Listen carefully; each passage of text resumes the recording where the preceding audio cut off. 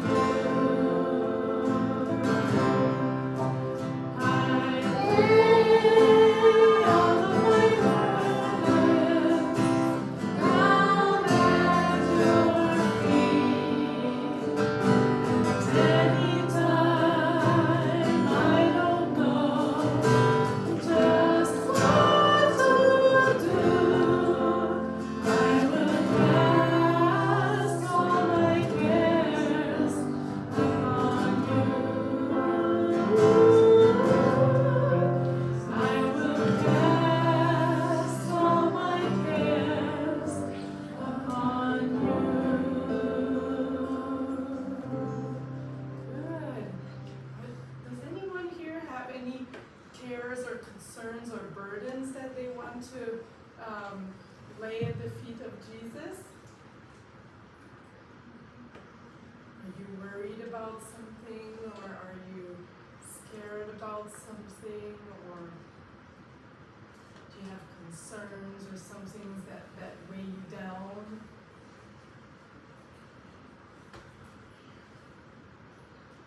Well, if there's something in your heart, you can talk to Jesus and ask him to take your burdens, because he went to the cross to take our burdens and give us new life instead of our burdens. So let's take a moment and we'll pray to God, and you can cast all of your burdens to Jesus, and then we'll sing it again in French, okay? And so I'll give you a few minutes to pray, and then I'll pray in French, and then we'll sing, okay?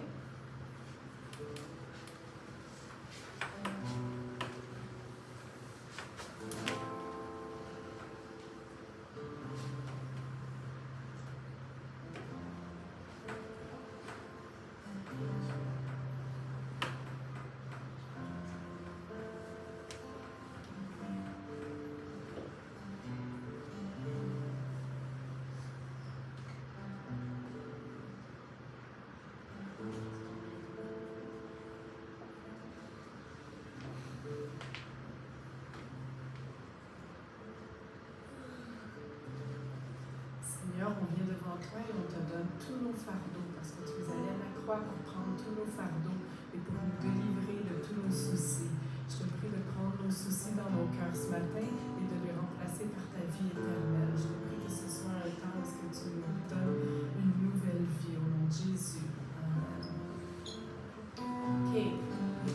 stand up and we're going to sing it in French again.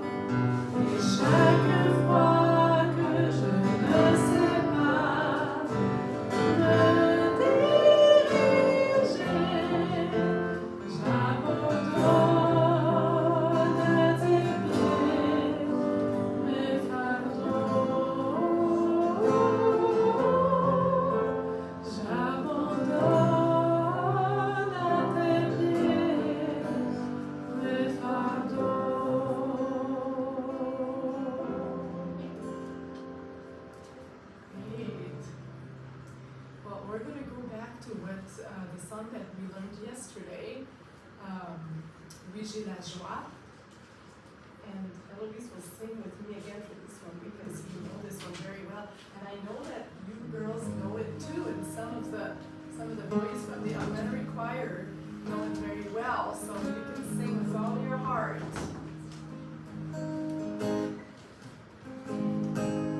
So actually, let's review the words before we sing it again. Oui, j'ai la joie, joie, joie, joie. Là dans mon cœur, là dans mon cœur, là dans mon cœur. And switch the slide. Oui, j'ai la joie, joie, joie, joie. Là dans mon cœur, la joie de mon Seigneur. Switch slide. Je suis si heureux. Oh, switch slide.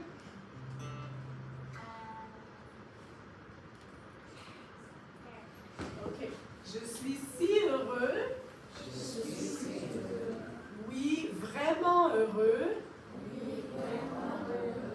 J'ai l'amour de Jésus là dans mon cœur.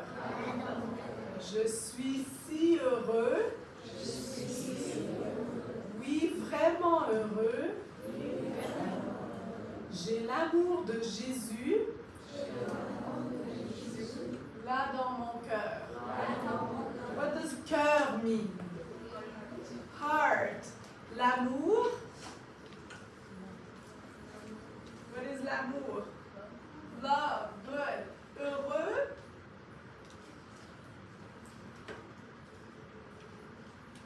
Happy. I'm so happy. Je suis si heureux. Really happy.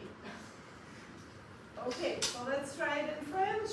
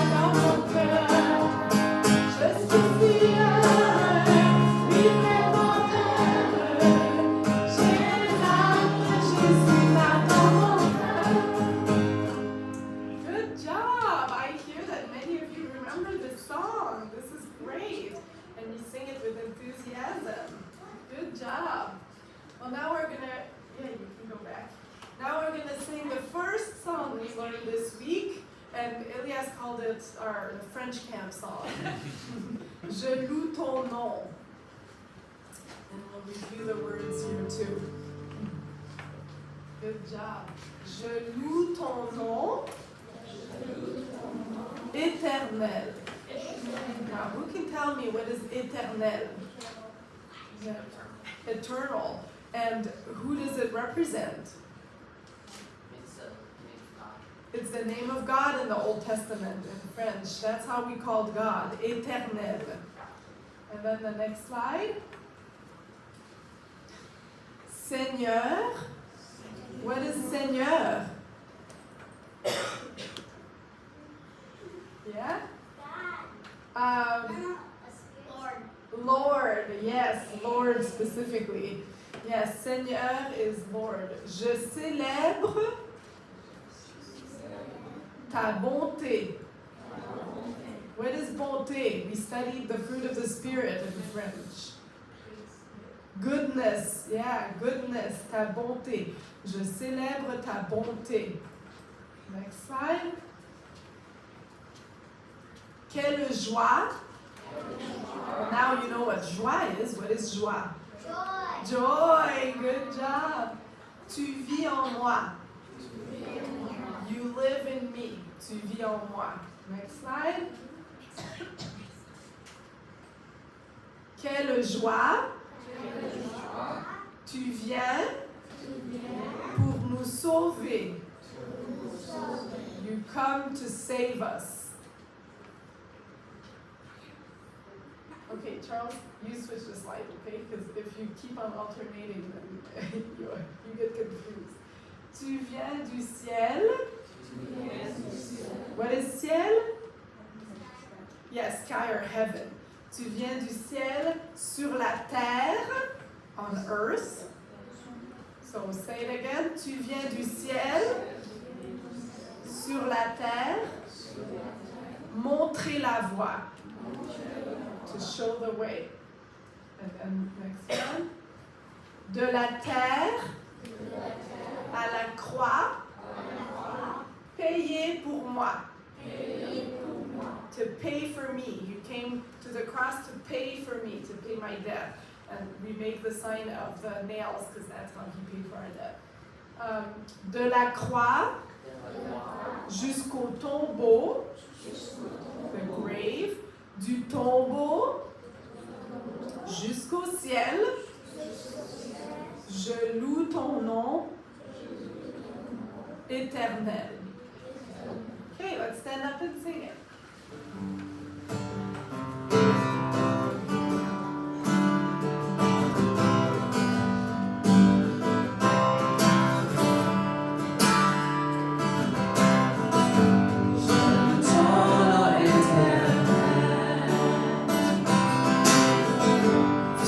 Quelle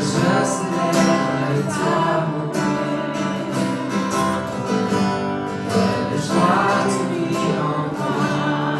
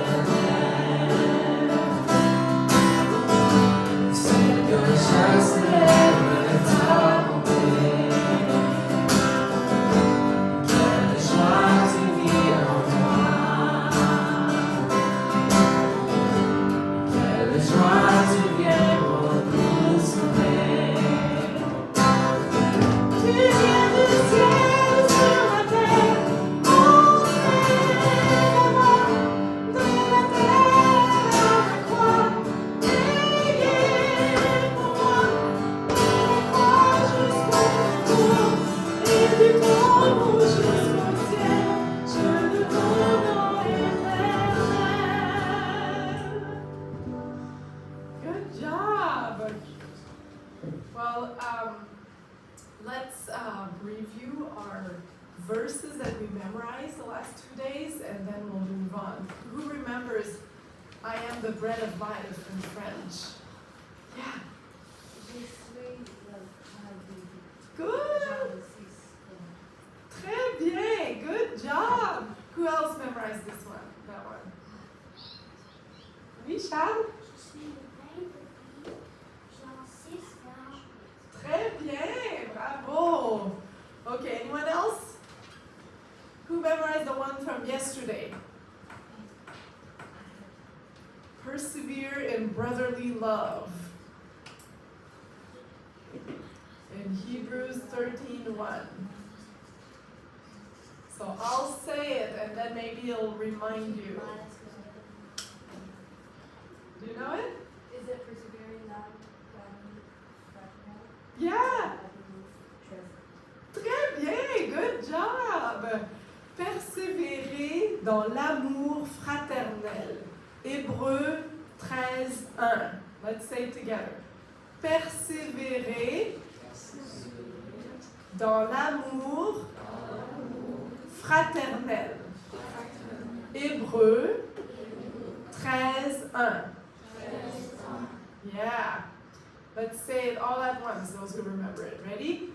Persévérer dans l'amour fraternel.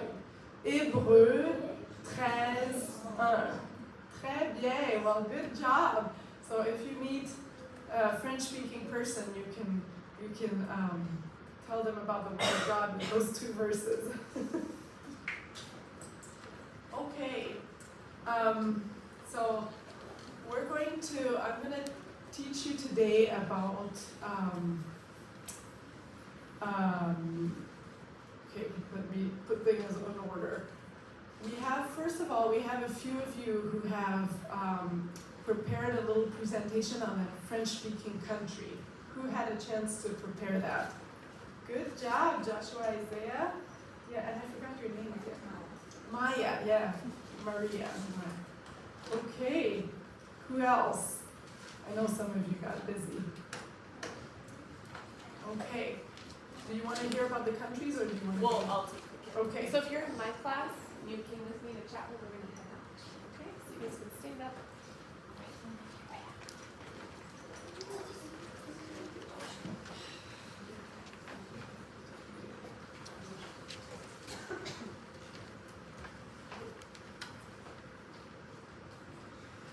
Okay. Do you want to start, Maya? Yeah? Do you want to come in the front or it might be easier? I don't know. Huh? Okay. So what's your country again? Oh yeah. Djibouti. Tell us about it. Djibouti is a French and Arabic-speaking country located in the Horn of Africa. It gained its independence in 1977 and now has a population of 1.106 million. About 54% of this grand country's population is in the capital city, Djibouti City, which is partly built on the Gulf of Aden coral reef. Nearly 94% of the people are Muslim, while the other 6% are Christian. Around 90% of Djibouti is desert, and while the further 10% is home to non-native military bases. Lake Assel, a famous attraction of Djibouti, is a crater lake about 75 miles west of Djibouti City. Placed in the Danakil Desert, 10 times saltier than the sea and 509 feet below sea level, it's the lowest point in Djibouti and the 3rd lowest point on Earth. That's all. Wow, that's interesting. Thank you very much, Maya. And I'll pull up the map so we can be reminded where is Djibouti. Do you want to? Maybe we'll sit down.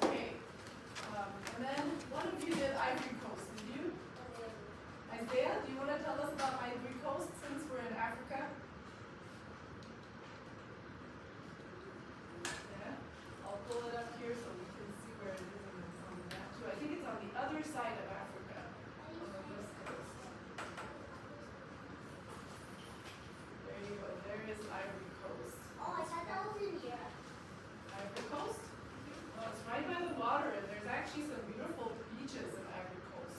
There's some like luxurious mansions.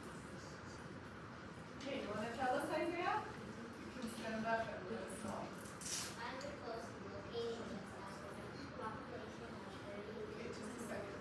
Brooklyn, if someone is talking, make sure you pay attention. Eloise, turn around, come here, right?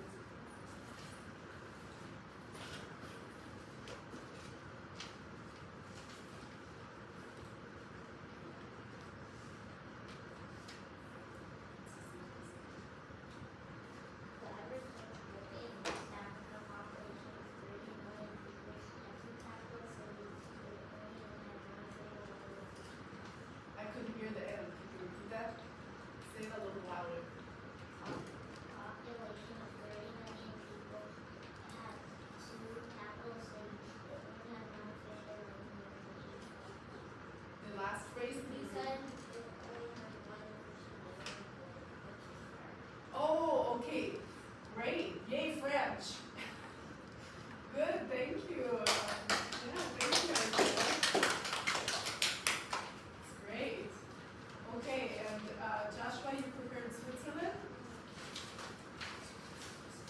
Switzerland has a population of around 8 million people. It has 7,000 lakes. It has one of the lowest crime rates. And they have, I think they have 4 national languages: French, German, Italian, and Roman. And what? Oh, Roman? Romish. Romish. Oh, yeah. Okay. And it has the highest peak in the world. The highest peak in Europe? Do you know what's the mountain? No. Oh, that's interesting. Yeah, there's a lot of mountains in Switzerland. Do you know what's the mountain? Yeah. It's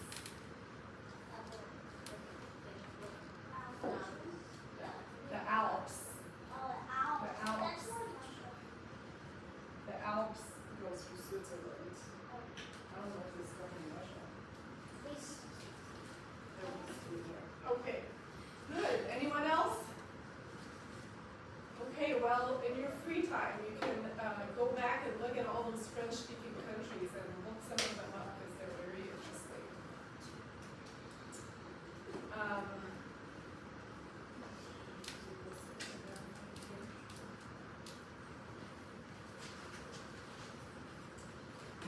Okay, well, since we're done with the geography part, we're going to look at some more historical characters or people in history that, from French people that have impacted science and math. So on the first day, I told you about Blaise Pascal and how he confronted the ideology of the time, which was based on reason, and that, that in the 17th century there were a lot of new inventions and new discoveries about science, and so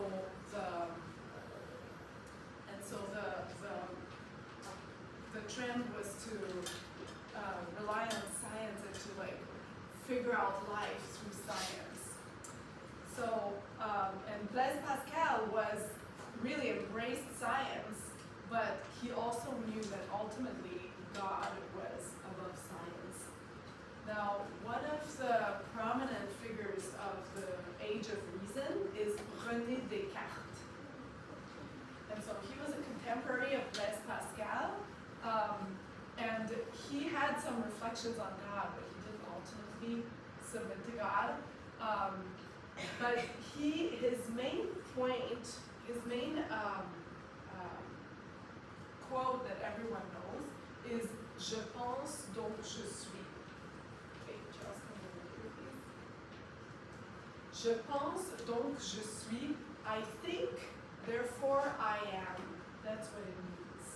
I think, therefore I am.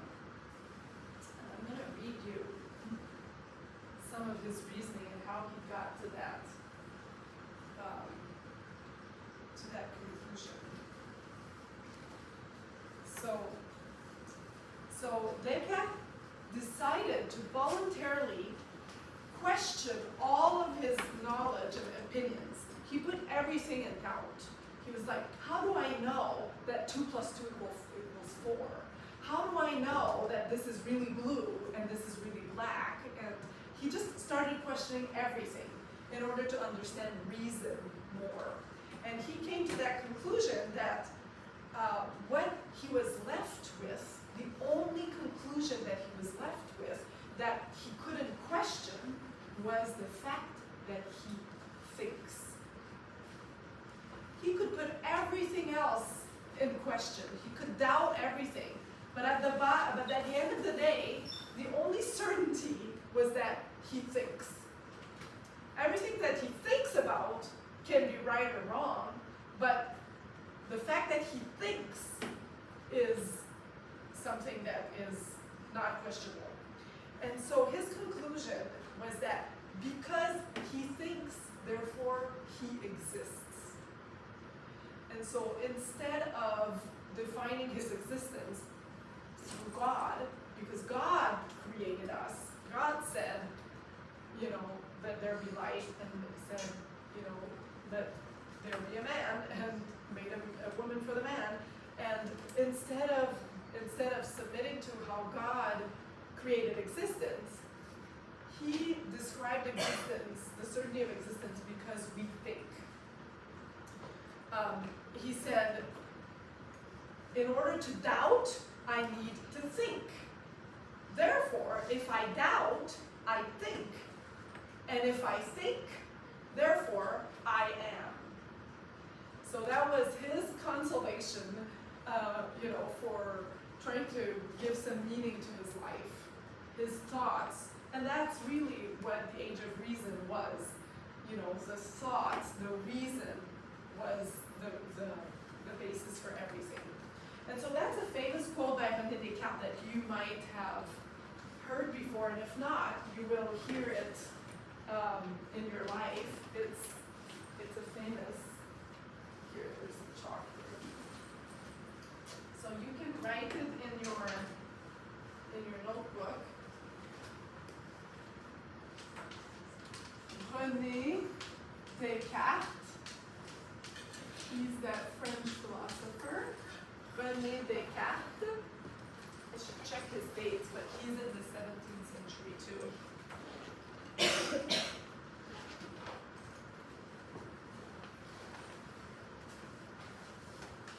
you want to look up his date for me? The dates of René Descartes.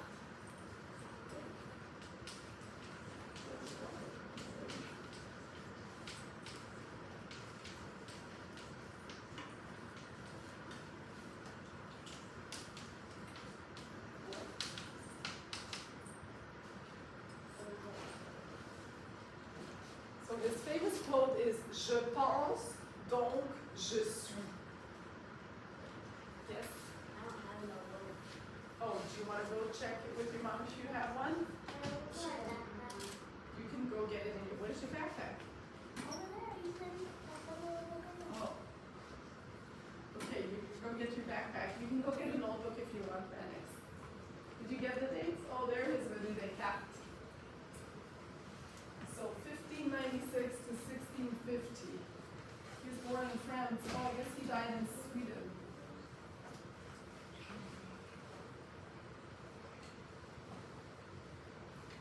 So 1596 to 1650. And if you remember, Blaise Pascal was born, I think, 1623 and lived 39 years.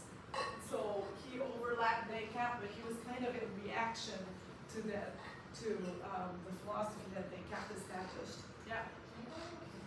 Yeah. So, je pense, donc je suis. I think, je pense, I think. Therefore, donc is therefore.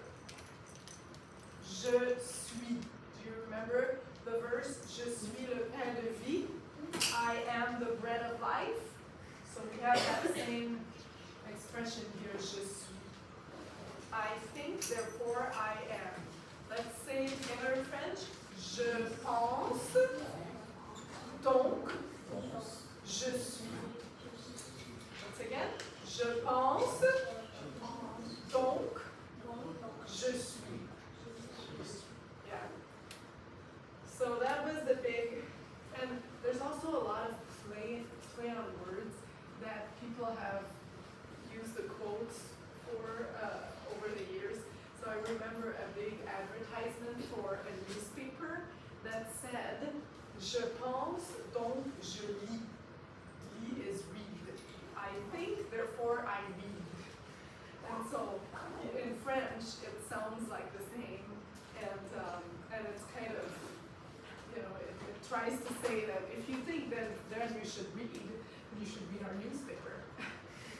So anyway, so you'll hear that quote by René Descartes. Now another scientist. Oh, and I wanted to tell you something else. There's a word in French that comes from his name, and it's an adjective, and it's Cartésien. And it's often used to talk about un esprit cartésien, so it explains someone who thinks logically or who thinks reasonably. And because Descartes was an advocate of reason and an advocate of logic, then this word came in the French language to describe people who think that way. And it doesn't mean that you're a follower of Descartes. It just means you have a mind that thinks clearly. Un esprit cartésien. It's often used with the noun esprit. A mind that thinks clearly. And so it relates. Cartésien comes from carte, from his name, Cartésien, and it relates to someone who has a rational spirit, who is rigorous in his thoughts, who has formal ideology or thought process, whose ideas are Cartesian. So anyway, I thought I would teach you this French word that comes from this French philosopher.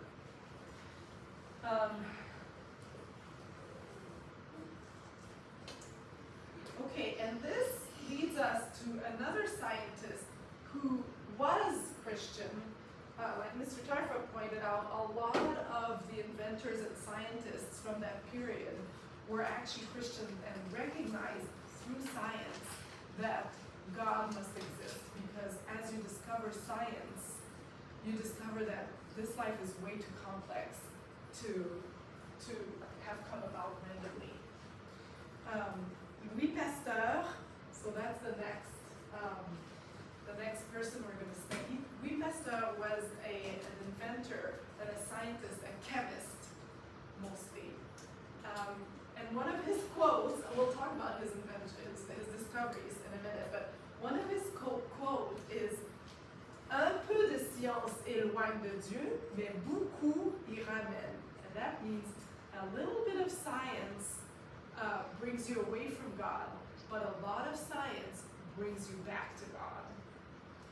And so it describes very well his life, because he was persecuted by other scientists for following God, and that was his point. He made such important discoveries in the world of science that no one could question that he was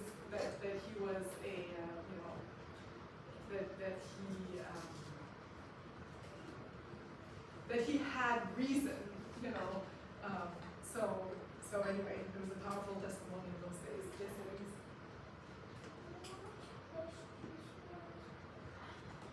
Huh? Louis Pasteur? No, do you know?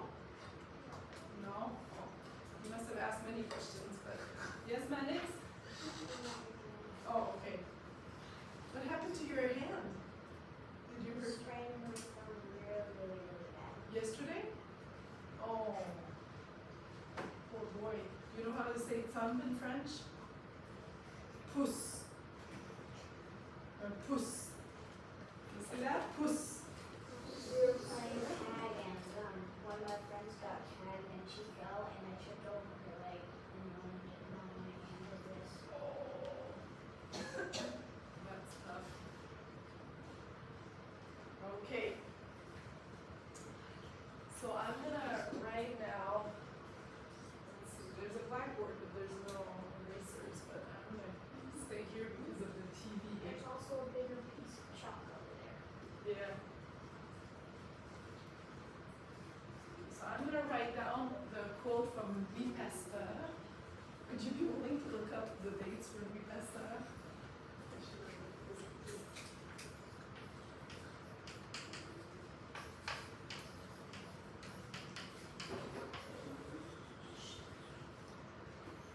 So his quote is,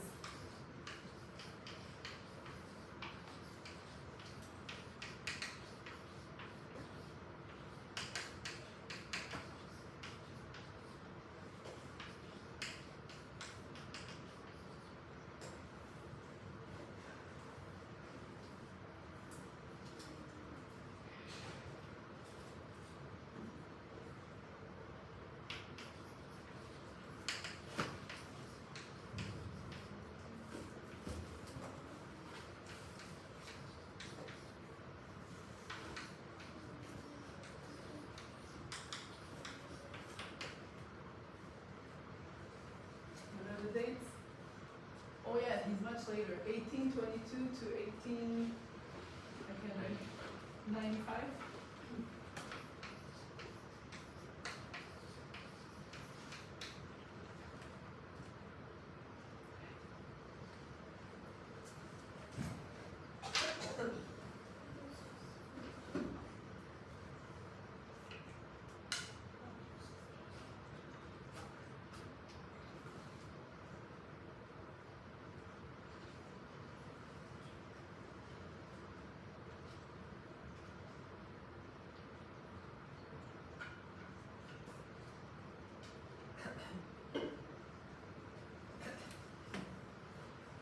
So un peu de science. Science in French we pronounce it science. Did you say that? Science. Un peu means a little bit. A little bit of science. Éloigne means distances you from God. Éloigne de Dieu. We already know that Dieu means God. Mais means but.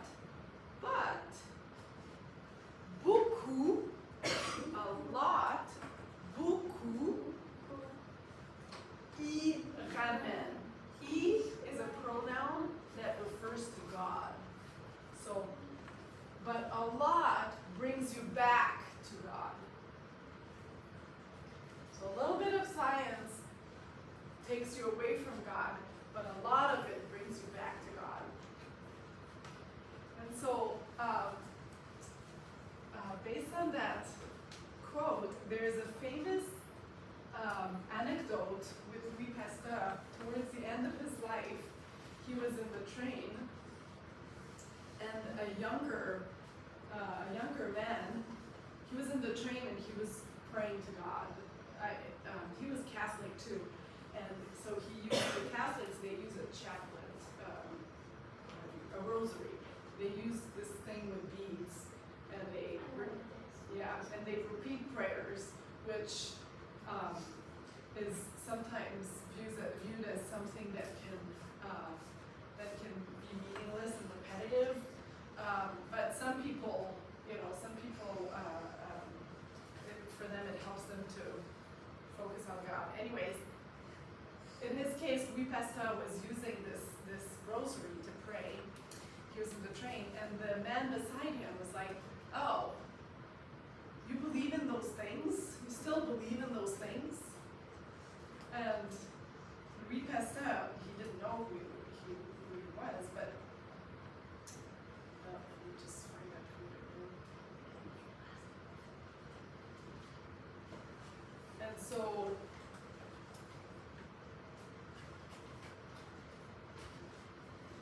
says, oh, I don't believe in those stupidities. You should follow my advice and throw that rosary out of through the window and learn what science has to say about God. So the man in the train told Oui Pasteur, you should learn what science has to say about God. Well, I didn't tell you yet what Oui Pasteur discovered. Does anyone know what Oui Pasteur discovered? You don't remember? Who else?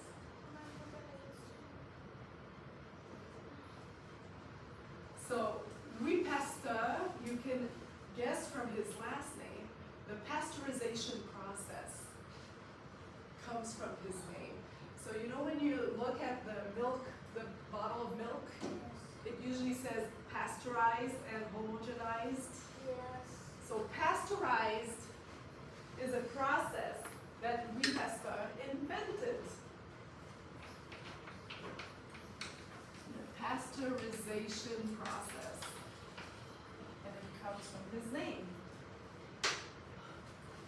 Who knows what the pasteurization process is?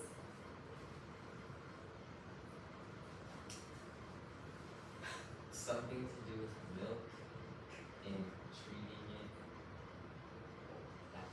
That's So basically, Louis Pasteur's main discoveries was about germs.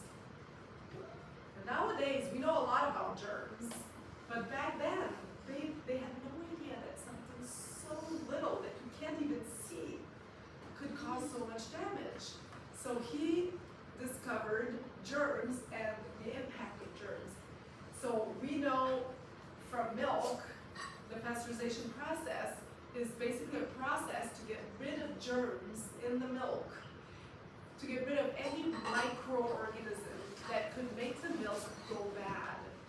So it kind of delays the process of letting the milk go bad. If the milk is not pasteurized, it would last about 10 days.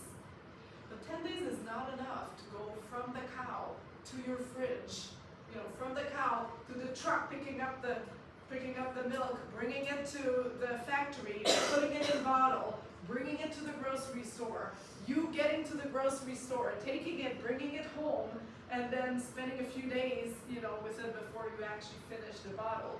So 10 days is not enough.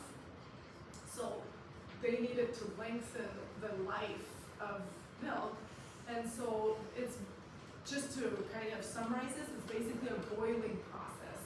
By boiling the milk in a certain environment, they get rid of most microorganisms that will make the milk go bad right away.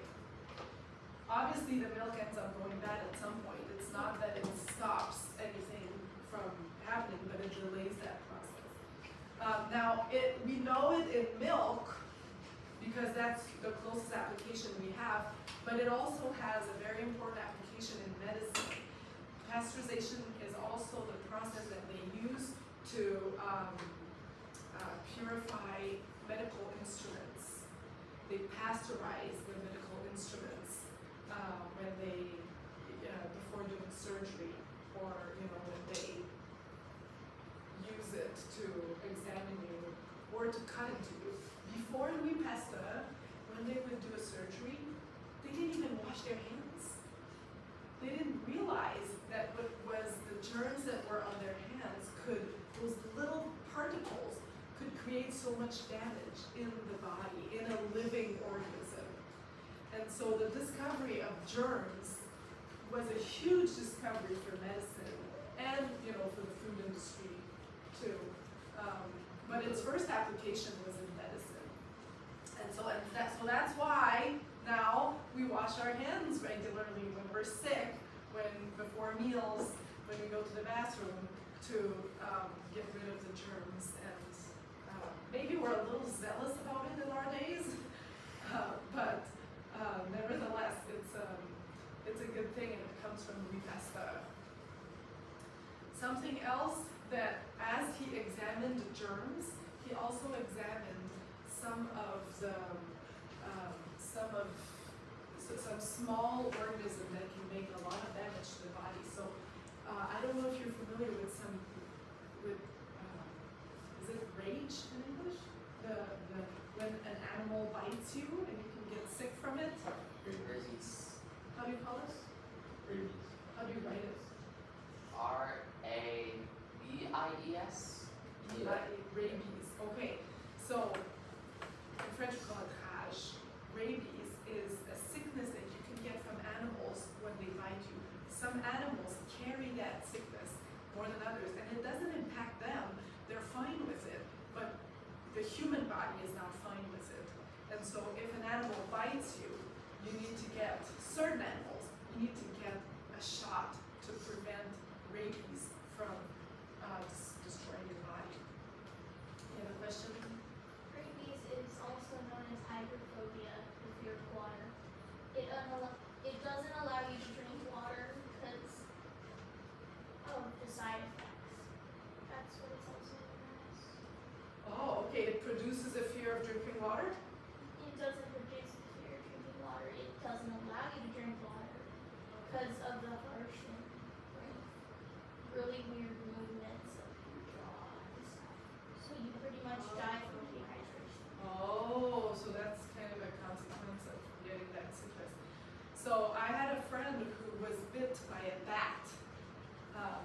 She didn't realize it right away, but when she went to the hospital and then, like, you know, the bite had started to swell and all. She went to the hospital and they thought, well, this looks like a bite from a bat, and bat can carry rabies, so we need to treat you. Well, before we passed out, there would be no solution. You get bit by an animal. Not every bat carry rabies, so you could be fine, but you can't know if it carries it or not. So nowadays, there's a vaccination that you can get to protect against rabies. So that friend went to the hospital, they gave her a series of shots to prevent the sickness from developing in her body in case the bat carried rabies.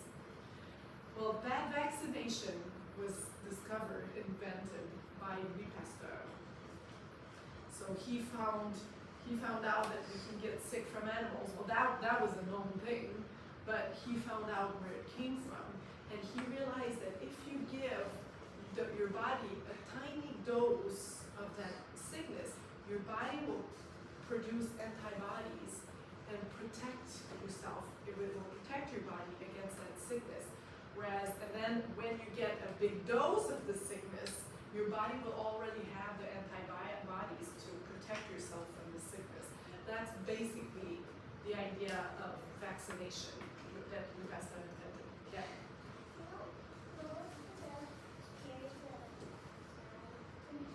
The rabies? Yeah, we don't know they can, and that's why if there's an accident with a bat, then you should go to the hospital and make sure that you're protected against rabies. Yeah? I'm sorry? Raccoons? Yeah, I don't know all the animals that carry rabies, but yeah, raccoons makes sense. Yeah? I got bit by a mouse sometime. You got bit by a mouse? Yeah, I don't think the mouse carries rabies. Does Yeah, it? actually they can. They can? Oh, They can. wow. Deer can. Well, I didn't know the mice bit. Yeah, This mouse looked When really you cool. bite the tail, In it's on the tail and the her one makes it still. back. No, it's on the tail.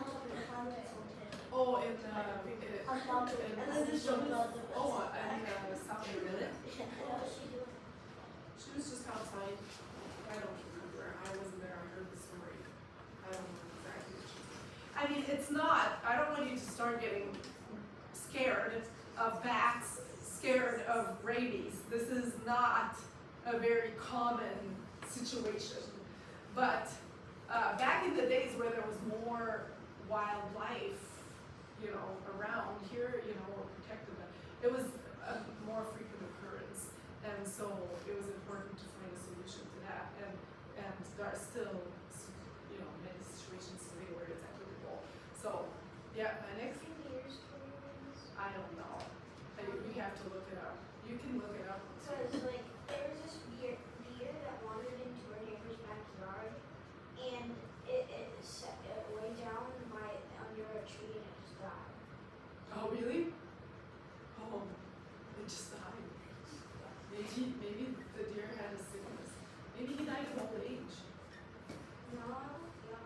Oh yeah?